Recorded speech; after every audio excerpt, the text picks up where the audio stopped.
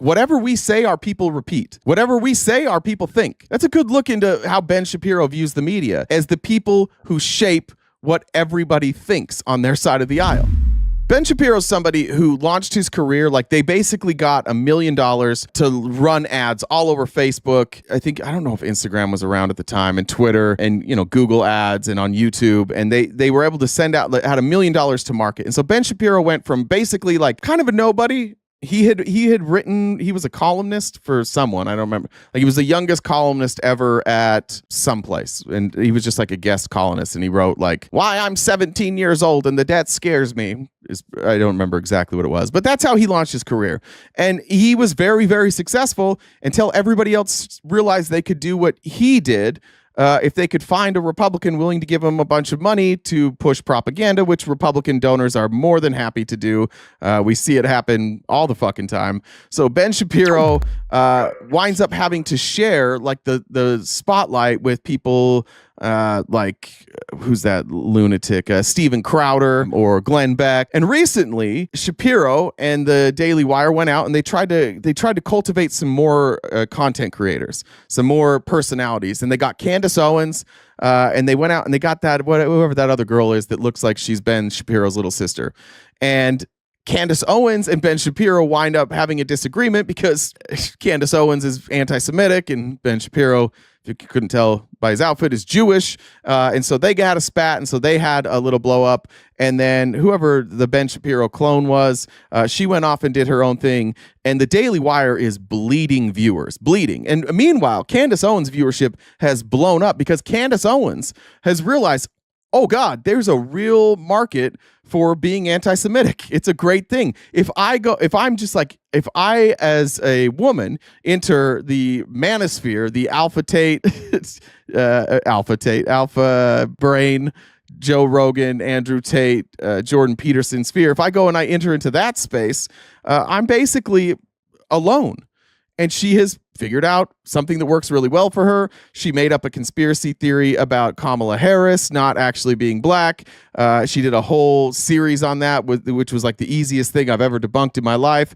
And then she just did one on Macron being married to his own father, who has transitioned. And so she's huge right now. She's really feeling her oats. But Ben is looking around the landscape and he's going, uh-oh, I'm losing everybody. So I've got to be a little crazy now. I've got to go out and I've got to do some incitement, and I got to pull back those people that I lost. And the people that he needs to pull back are largely white nationalists. And I assume that's why we have this video. Pardons, however. There is one person that President Trump should pardon from federal charges forthwith. It would be incredibly controversial, but I think that it's absolutely necessary. That person is Derek Chauvin. President Trump should, in fact, pardon Derek Chauvin. He should pardon him his federal charges. If we are talking about reversing the evils of the last several years in American life, obviously COVID and its handling was a massive evil. Destroyed the economy, set us on a path to fiscal insanity, destroyed children, led to massive health-related cover-ups. Just horrifying all the way around. I wanted you to hear that entire thing. So first, I want to hear the argument, and then I want to go back and one by one address these claims, because this is where it became transparent that Ben Shapiro knows that the only way for him to gain an audience back is to lean in heavily on conspiracy theory. Let's go back and revisit those claims. Derek Chauvin. He should pardon him his federal charges. If we are talking about reversing the evils of the last several years in American life, obviously COVID and its handling was a massive evil. Which was Trump, right? Like most of the stuff, like the stuff that they say was disinformation that came out, like about, they lie about it when it comes to masks. When it comes to like ivermectin, like all that stuff happened under Trump. So the one thing that I think conservatives bank on is that the people listening to them don't understand years and months. They don't know when people were presidents. But they also know that just like if they say COVID, everybody's going to blame Democrats. But that Trump administration destroyed the economy, set us on a path. Trump administration, I think the highest unemployment we had was 16%. That was during the Trump administration. After fiscal insanity, destroyed children. I don't know. I had a kid during COVID. Did anybody's children get destroyed? I don't know what that one means. maybe I missed something, but I didn't know that children were destroyed during COVID. Led to massive health-related cover-ups. What cover-ups? Are the MAGA still here? What's the cover-ups? What's the big cover-up that was the health cover-ups? Ivermectin, that wasn't a cover-up. That just turned out to not be effective. Hydroxychloroquine. What do you get? Maybe the efficacy of the Johnson & Johnson, the utility of masks, like maybe it was overstated how well masks and social distancing did. I don't know. What were these massive health cover-ups? Is he doing just one by one, like talking about? And if you were to stop Ben Shapiro and say, can you explain these to me one by one, he wouldn't have an answer. That's why they have to rattle off a list like this. It's a good way to do content, honestly. It's especially if you have an audience that's just baby birds sitting there with the mouth open. It's not a bad way to do it if you're a Republican, but they never get challenged on this stuff. And Ben Shapiro recently has been challenged every time he's gone somewhere, and it hasn't gone well for him. Like, for somebody who's really intelligent, and he is, and a fairly skilled debater, Ben Shapiro is somebody who can't hide it when he's being dishonest. He can be dishonest, but he's really bad at hiding it, and he really tries to not be dishonest. And so he winds up with all these talking points that he's forced to defend in a debate, and he can't defend any of them because they don't mean anything. None of this means a goddamn thing. Just horrifying all the way around. And President Trump has taken on a lot of those things. But when it came to BLM, the inciting event for the BLM riots that caused $2 billion in property damage in the United States and set America's race relations on their worst footing in my lifetime, was in fact the railroading of Derek Chauvin in the death of George Floyd. Now, of course, by railroading, what they mean is internal investigation, which then led to charges, which then led to court, which then led to jury convicting him. So, like, what he's calling railroading, most of us would call due process. The evidence demonstrates that Derek Chauvin did not, in fact, commit murder of George Floyd. George Floyd was high on fentanyl. He had a significant pre-existing heart condition. George Floyd was saying he could not breathe before he was even out of the car. I don't know who needs to hear this, but let's say you come across me and I have complications from COVID still, myocarditis, but let's just say that it gets worse. And I also have a heart condition, and let's just say that I've taken some drugs. Does that mean that a police officer can kneel on my neck while I say I can't breathe, asking for help? Does that mean a police officer can kneel on my neck until I die? Because I had the pre-existing. So if I didn't have pre-existing conditions, I'd be alive. So it's okay for a police officer to kneel on my neck. You see, this is the dumbest fucking thing. This is one of the dumber arguments that Republicans have. And they love to point to a toxicity report where they leave out the part where the autopsy and the cause of death was ruled to be asphyxiation, which it was not ruled to be the cause of death to be fentanyl or a heart condition. It was, he had those things. Those things existed. Those things might have made it harder for him to live with somebody kneeling on their neck. But ultimately, it was the kneeling on the neck that caused it. And I think you could, like, just deducing that, like, was he alive before somebody knelt on his neck? Yes. What about after? No, right? But this is just a way for, like, again, I don't even know why the white nationalists care about this. I don't know why conservatives defend this. It's stupid. Every time a white person is accused of killing a black person, you want so desperately for them to be innocent that you will say stuff like this that is completely irrelevant. None of this matters to the argument. Did Derek Chauvin kneel on his neck? Did he die? Yes. What did they say the cause of death was? Kneeling on the neck. Okay. Yeah, it might not have happened with somebody who didn't have a heart condition or somebody who didn't have drugs in their system. Maybe that's right. You still can't do it. This is not railroading or ramrodding, whatever he said. This is due process for a pretty obvious murder. He was in the car saying he could not breathe. Derek Chauvin, for large segments of even the tape that was shown, had his knee on George Floyd's shoulder or back, not on his neck. The autopsy of George Floyd showed that he had no damage to his trachea, that probably George Floyd died of excited delirium. Excuse me? Let's see. Let's just pull it up. Excited delirium. We got any nurses here? Is that a legitimate cause of death? Excited delirium? Can somebody tell? I'm not a medical expert, but I don't remember excited delirium ever being cited as a cause of death. Here's the autopsy report. Let's see. Trigger warning for some some language in here. A 46-year-old man who became unresponsive while being restrained by law enforcement officers. He received emergency medical care. All right, here's the blunt force injuries. There's the natural diseases. No life-threatening injuries identified. Viral testing, hemoglobin toxicology. The finding, that is blood work. There's the toxicology. Yeah, when he's talking about injury, like, these are all just things that they've gone through and they're like, oh, there's no evidence of injury, like destructive tissue injury. I think that's what it said in the autopsy. No connective tissue injury, no tracheal injury. It doesn't, like, you don't necessarily have to have an injury, right? It doesn't necessarily have to do permanent damage to your trachea.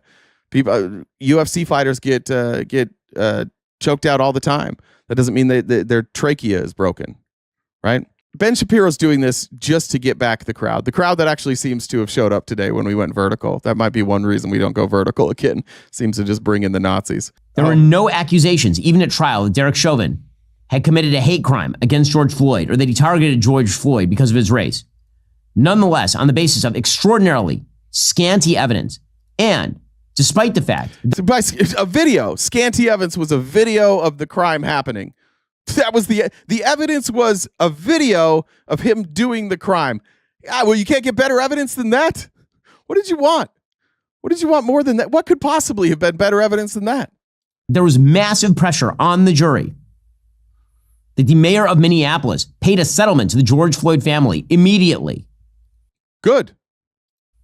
That the president of the United States suggested that Derek Chauvin was guilty right off the bat. Yeah, because we all saw the video. Like, you know when Luigi shot the United Healthcare CEO, and we all saw it, and we're all like, "Oh yeah, he's definitely guilty." People had a different response to it, just like you have a different response to it. You had a different idea of like who was a hero, but yeah, we all saw what happened. We all saw it. There wasn't anything like up in the air. The reason they pay the settlement is because it was obvious. The reason that Obama said that is because it was obvious. The reason that there was immediate uproar is because it was obvious. When it's not obvious, you don't have the same kind of immediate uproar. It takes time. Some details come out. Everybody saw what happened. That's why this happened. And even then, Chauvin was given due process. Even then, Chauvin went through a trial. That the jurors were being openly threatened and admitted as much. Despite all of that, Derek Chauvin was convicted on federal charges and pled guilty to federal charges. And pled guilty. So yeah, let's add that part. Excited delirium is a non-scientific term, usually racially biased. I've never heard. Is it really racially biased term? I've never heard it. If it were the case, it proves that they killed a person in medical distress. Absolutely. Derek Chauvin should, in fact, be pardoned on that. We will be covering that a lot more in coming weeks because I think it is worthwhile to remember that there is a man who is rotting in prison. Yes. Because the media decided in the middle of 2020 that they were going to turn a tragic law enforcement stop that ended with the death of a man who had a significant problem with drugs and pre-existing health problems. I think this is a good glimpse into like I think Ben Shapiro does think this maybe, but the reason he says this, like, again, it was a jury trial. It wasn't a media trial. We didn't try him on CNN. We didn't vote. We didn't take a poll. It was a jury trial. But the reason he says that the media convinced everybody, including the jury, that Derek Chauvin was guilty is because on that side of the aisle, that's actually what happens. Whatever they say just turns out to be true. And I think that they think that on the other side. They think that. And in some cases that could be true. I think there's people who turn on MSNBC every day. They watch it. They believe everything. They don't go research any of the context. Some of that stuff could be spin. Same with CNN. I will say it's remarkably different. There's a vast ocean between the type of spin you see on CNN and MSNBC and Fox News, who just like openly campaigns for Donald Trump. I think there's an ocean of difference there. But they're just used to saying, like, whatever we say, our people repeat. Whatever we say, our people think. That's a good look into how Ben Shapiro views the media as the people who shape what everybody thinks on their side of the aisle. Into the raison d'etre of the entire 2020 election. And it led to vast chaos. It led to, again, the destruction of racial comedy in the United States. $2 billion in racial comedy. Wow. I missed that part the first time. Not racial comedy. You want to see? There's racial. I just watched a skit on SNL. Didn't you guys see Shane Gillis? How many racial comedy skits were there from like right wing's most beloved comedian right now, Shane Gillis? There were tons of racial skits. It's like, what are you talking about? Racial comedy? He's trying so hard. He has every talking point out there. Like, guys, please just watch me. I swear I'm cool. I swear I'm cool, guys. I'm racist too. Come back to me. I'm racist. Candace isn't the only racist one. I'm here too. Remember me, Ben Shapiro? I'm here. Property damage and a guy rotting in prison who the evidence demonstrates certainly was not guilty beyond a reasonable doubt in that case. If we're going to talk about delivering pardons, President Trump, I think, should really seriously consider pardoning on federal charges. He can't pardon on state charges. Derek Chauvin, who is convicted of the murder of George Floyd. As I say, we will be covering this pretty extensively in the coming weeks. Right now, you should go to pardonderek.com and sign our petition asking President Trump to grant justice to Officer Derek Chauvin. All right. There's Ben Shapiro. All right, let's go to Canada. This made me laugh. To the MAGA folks here, this is parody. Not everybody does this, because when you sign a bill and hold it up and have everybody stand around and clap like every other day, it's fucking weird. So these are the Canadians this is called satire. They're making fun of you right now, in case you weren't sure. Here's let's see, this was Wab Canoe from Manitoba signing his new beautiful order. Okay, this order, it's a wonderful order. It's a beautiful order. This order is pulling American booze off the liquor mart shelves.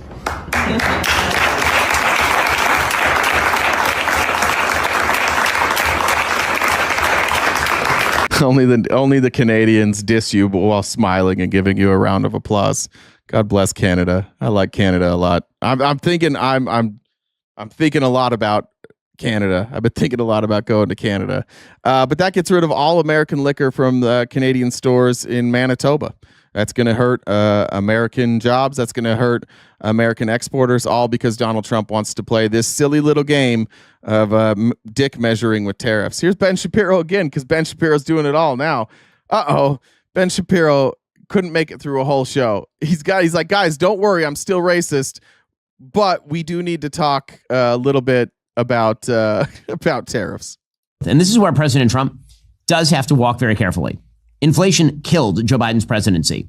If you wish to see President Trump be successful, he needs a booming economy. He cannot have a recessionary economy. If tariffs continue to drive up prices, and if wages do not increase sufficient to meet those prices, you're going to be in exactly the same predicament in which Joe Biden found himself. Now, again, I'm perfectly fine with using tariffs as leverage. If the goal of a tariff is to get other countries to lower their own tariffs, if the idea is you have a 25% tariff on our lumber, and now we have to put a 25% tariff on your oil products, and then we trade one for the other, and all the tariffs go away, I'm perfectly fine with that. If the idea of a tariff is to threaten, say, the country of Colombia with a 50% tariff in order to get them to take deportees, great.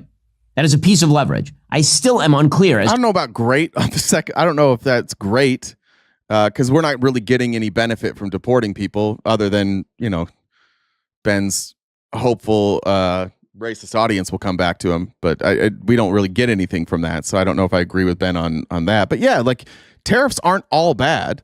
Tariffs can be used. I mean, the tariffs that we've had on steel before in this country kept American jobs. Tariffs on Chinese electric vehicles have allowed American manufacturers to catch up, because Republicans keep telling us that renewable energy is dumb and we shouldn't do it. So we're always behind all these other countries, because we have to convince Republicans that, like, it's okay to be on the cutting edge of technology. They're like, no, we don't want to. We just want to burn coal.